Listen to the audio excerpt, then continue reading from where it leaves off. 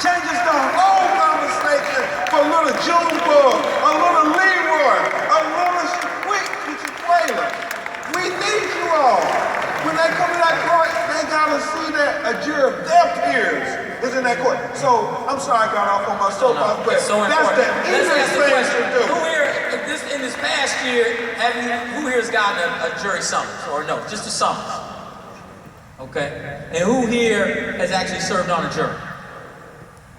Thank you. Thank you. So, the New York Times recently published an article which stated that for every 100 black women, there are only 83 black men. The remaining 1.5 million of them are what they tried to say, in a sense, quote unquote, missing. It's a narrative that the media has latched on to and perpetuates. Black men have so-called disappeared, they're dead, they're in prison, they're just gone. DeAndre, from your experience and observation, what's the impact of these so-called disappeared men? And is this a true narrative in your mind, or is this something that folks have the media's just bought into? No, this is true. And we can begin to, one of the things about being a man is saying, I'm going to be responsible. So when we see gang violence, what we're seeing young males who don't feel the love and direction from a man. Now, that brother is going to get direction or love from somebody. He has to. So he goes out in the street. So if you don't give it to him at home, he's going into the street to get it. Now, what he doesn't understand is when I say to him, hey, listen, I love you enough to kill somebody for you. In his mind, he's saying, wow, that's powerful. He doesn't understand that that's not love. All he knows is he's getting something he hasn't gotten. And that's somebody who will stand up for him no matter what. So what we need to start doing is we gotta start grabbing a hold of our young brothers. One of the things that I grew up in Brooklyn. Okay, I gotta stop you real quick. Okay. I gotta stop you. You're in charge. We gotta grab a hold of our young. What does that mean? How do we do that? Okay, so we talked about mentorship, right? I go into communities. I grew up in Brooklyn, New York. I know this is hard to believe, but I had to fight every single day. People see us and they're like, you're an actor. It's because you're light-skinned. You're light-skinned. You can't fight. That's right. Ben almost talked bad about a light-skinned on the jury. Like, come on. Leave us alone. So what Drake did to Meek Mill, leave us alone. We're gonna keep it real in here. Y'all brothers know, when I grew up, light-skinned, curly hair at the time, stay with me.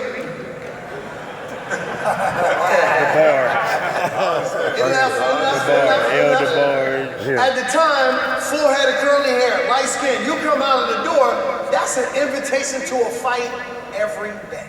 Oh, you think you cute? No, I don't think I'm cute. I just want to play some ball. I had to fight every single day. Having to get through that, I don't have that kind of fear of my brother.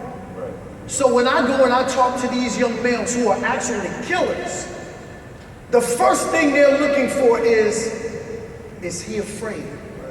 That's right. That's right. I think you're right. Because if he's afraid of me, I can't take direction from him. That's right. Because I don't respect him. That's right. How am I possibly going to be fearful of my son, my nephew, this younger brother? Listen, I got a 6-year-old son. And I say all the time, I love him to death. If somebody came to me and said, DeAndre, your son is out here on these corners and he's shooting people, I would go and love my son to death.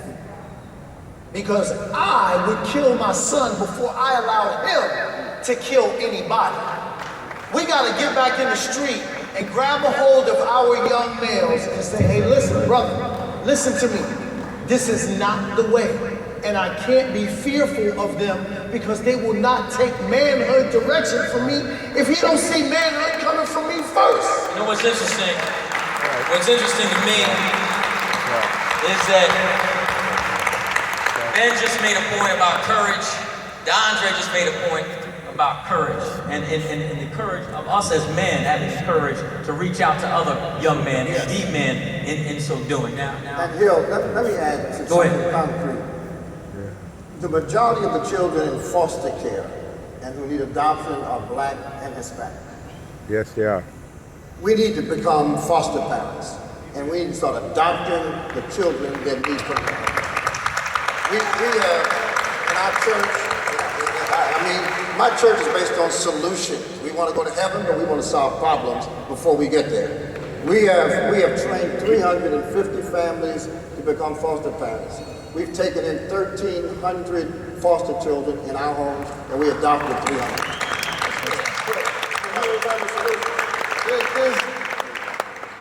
We're not dealing with the core, right? And the core is, how about we just start telling these boys the truth? Stop having babies you can't pay for, right?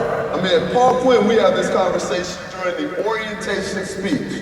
If you have $1.50, you can afford birth control. If you don't have $300,000, you can't afford a child in a southern city.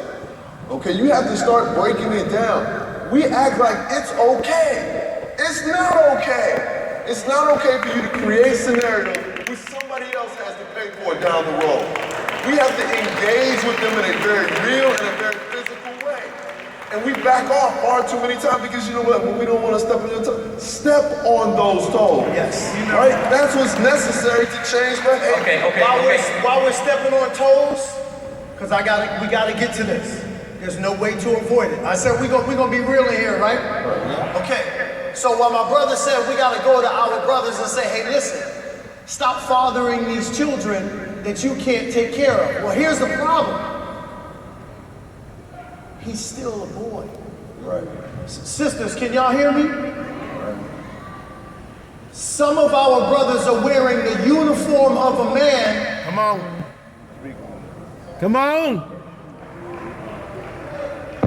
Some of our brothers are wearing the uniform of a man. All right. But he's stuck in boyhood. Yes.